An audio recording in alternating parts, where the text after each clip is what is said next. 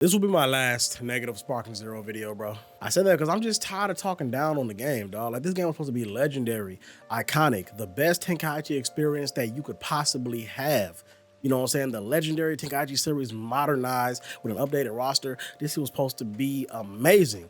And it is if you only play with friends. But a lot of y'all are probably like me, where you're an adult and you know your friends are only available to play every few days, maybe 3, 4, 5 days.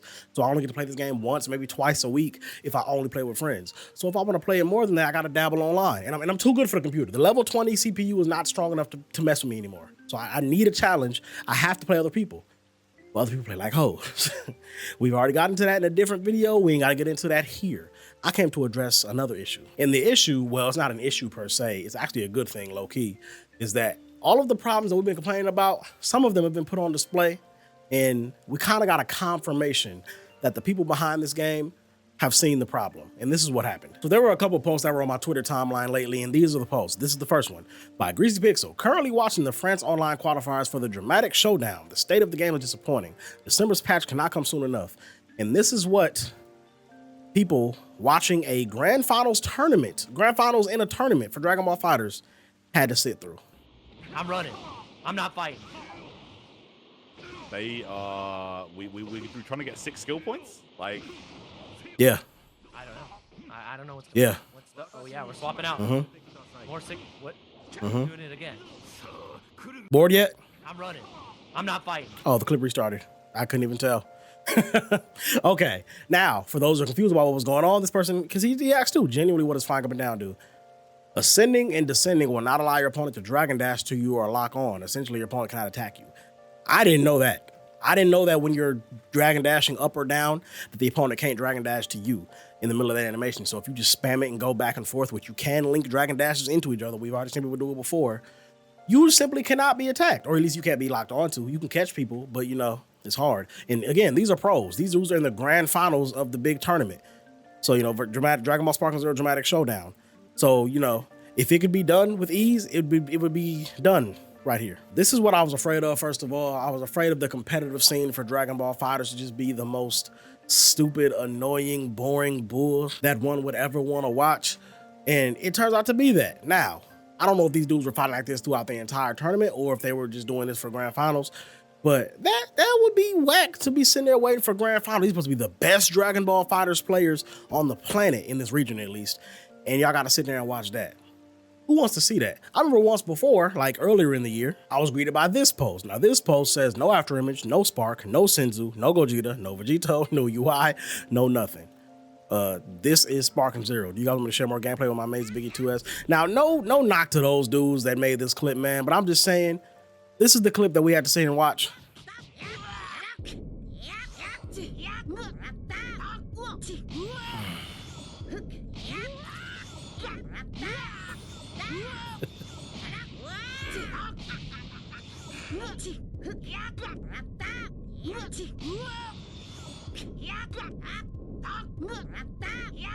Like, dog, okay, we get it.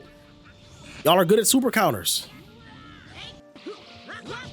And it's like, bro, my whole thing is, because what did I say? I said something on here too. Let me go back. Just because it takes a lot of skill to do this doesn't mean it's not boring. This shit will put me to sleep. And that's my whole point that I was trying to get at, bro. Yes, I understand that timing the super counters back and forth like that takes a high level of skill. I can't do that. You can barely get super counters to come out consistently just one time sometimes, bro. I can do super counters pretty decently, by the way. I'm just saying they're not super duper consistent like you would want them to be. I mean, it's supposed to be like a one frame mechanic, so I understand why it's hard to do. These dudes are pulling it back and forth. That's a high level of skill. I get it. But that don't make it fun to watch just because there's high levels of skill. Like, I don't want to watch this either. Like, the Sparking Zero competitive scene just ain't about to be, they gotta fix this, dog. And I understand the whole point about, like, oh, it's not the game's fault that, you know, players like to play a certain way. That's the point that I always made.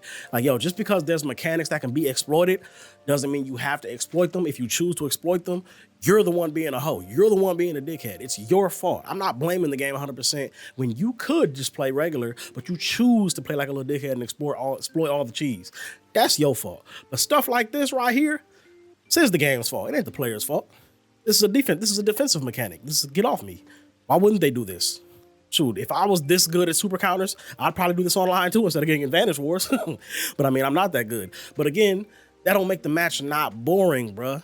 Like, I don't want to see this. That's all I'm trying to say. And I think it's pretty obvious how that ties back into the original video that I was showing, which is that this is just boring. Nobody wants to watch this, bro.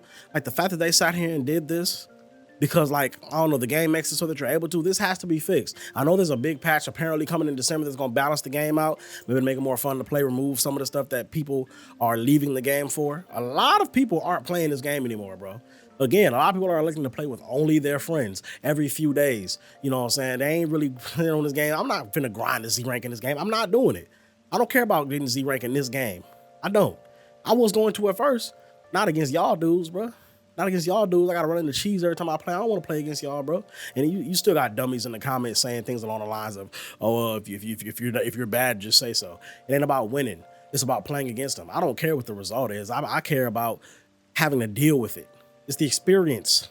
The gameplay is not fun when I got to deal with cheesers all the time.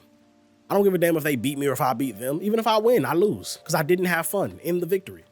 I don't know. Victory is just not a good consolation for me, bro. When I had to sit there and deal with cheese, I'd rather lose to legit players than win against cheese, me personally. But, you know, I've already spoken that again. I don't want to go too much into that. Y'all can watch that other video if y'all want to check that out. But yeah, man, this is crazy. In grand finals, dog, really? This guy right here says both of them straight up use the exact same characters and tactics. You should have seen the quarterfinals. It was way worse. Reese Big said who was playing then. And he said it was Satchel and Dras Resparking.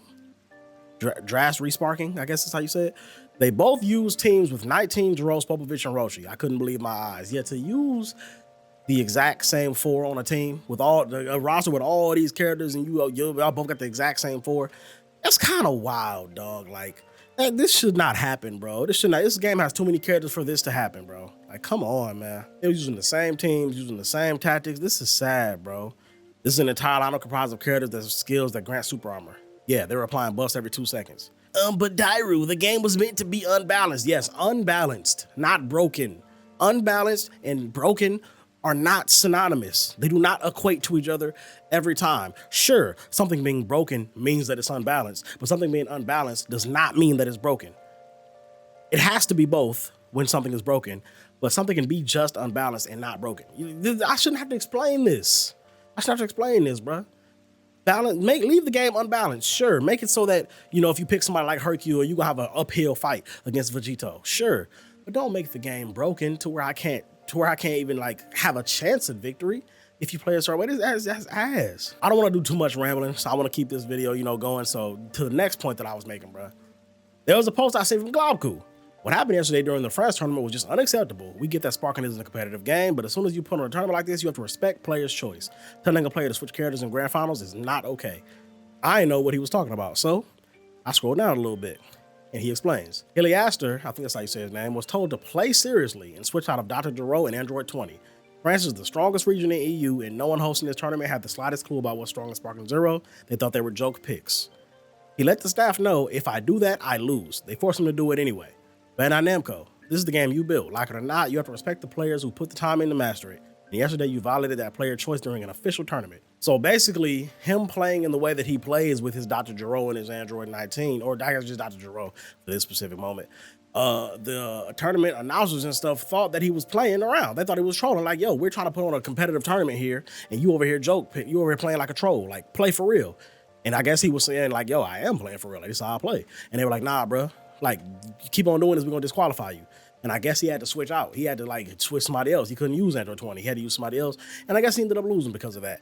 And, you know, Globku's upset about it. Further context for accuracy. Staff did not tell Hylia to change characters explicitly. Staff said play seriously or DQ. Hylia said we are playing seriously. Staff said play seriously or DQ again. And he felt like he had to switch play styles or they would DQ. Okay, so this is him actually saying that to the staff. So I guess they were talking to each other in Discord. We'll be creating a new lobby. Please run for the stream and please play the match seriously, otherwise we will DQ. Now, somebody said literally leaving the biggest context out is wild. This is why the FGC is looked down upon. Man's fully abusing an exploit and you think that's good? Especially in a tournament where you're showing your game high skill players, get a grip. Now, Globku responded to that by saying rules are written before the tournament started. You don't change them whenever you feel like it. Also, that's not even what happened. Exploit or not, that wasn't the reason he was threatening to DQ. Now, I can see both sides. So, Lord Bugs, you're right. Like, you should definitely look down and talk down on people using exploits and playing like little dickheads. Like, I remember this dude, I was playing online against a YouTuber, and he was just posting little lobbies, like little fun lobbies. And, it's free for all, Smash Brothers. I should have said the game first, my bad. Smash Brothers Ultimate. And there was a dude who picked Kirby and just kept going to the top and doing the little, the attack where Kirby turns into a heavy object and drops down, and then he would float to the top again, drop down. He just kept doing that. He wasn't doing anything else, and he was running the entire time. And so, the YouTuber was like, all right, bro, like when this match is over with, you're getting insta kicked. Like, and he kicked him. Like, yeah, don't come in my lobby again. You're playing like you were doing that entire match. Engage. This is not a tournament, bro. Why are you playing like that? And so, that's the kind of thing that happens. Like, if you play a certain way, the people hosting should be able to be like, yeah, get up out of here. But like Glauku said, if the rules are written before the tournament starts and dude was abiding by the rules, it is kind of dickheadish to be like, yo, I know it's the middle of the match, but like, do something else or we're disqualifying you. Kind of fucked up. It's just kind of messed up. And you can read these comments on the screen yourself, but basically Glauku's whole point is, regardless of whether or not the tactic that the dude was playing with is scummy, you shouldn't punish him for playing with it if you didn't make rules against it before the tournament started. Dude entered the tournament, he's technically abiding by the rules, leave him alone. Despite the fact that he's playing like a little dickhead, leave him alone. That's what Glauku was trying to say. Make better rules for your tournament next time. But here's the thing. I had to switch over to Facebook for this. I sent the photo to my tab on Facebook because I couldn't find it where I had it on Twitter. But this is a section from the rule book of the tournament, or the rules page from the tournament or whatever. And this is rule number 8. Engaging in any other behavior deemed by the tournament group to be inappropriate or otherwise tampers with gameplay and operation of tournament events. It didn't say anything else, but basically what I'm guessing is this is probably like a page that, things that you can get disqualified or kicked out of the tournament for. And that rule says that. So, if the tournament group technically deems you playing in that manner to be, inappropriate or tampers with the gameplay operation of the tournament events, then they technically aren't wrong for telling you, yo, stop it, or we're gonna kick you.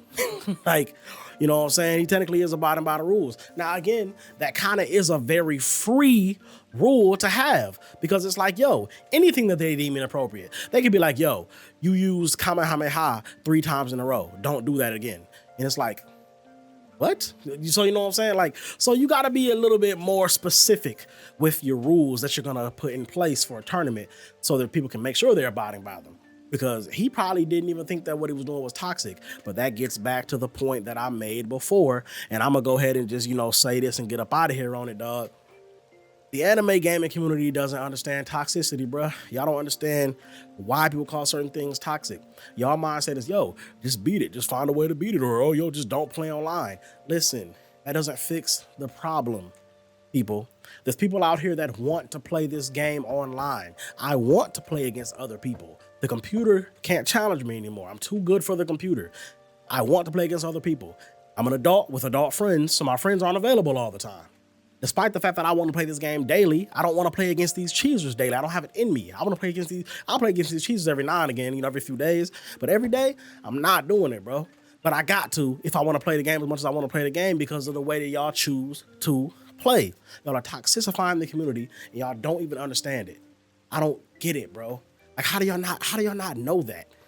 How do y'all not know that? How do you not know that applying a buff that makes it so that you have super armor and doing nothing but exclusively going for grabs to heal yourself over and over and over, how do you not understand how that's toxic? How do you not understand that's toxic? I understand, if you were just like, yo, I'm a troll, so I'm gonna play toxic.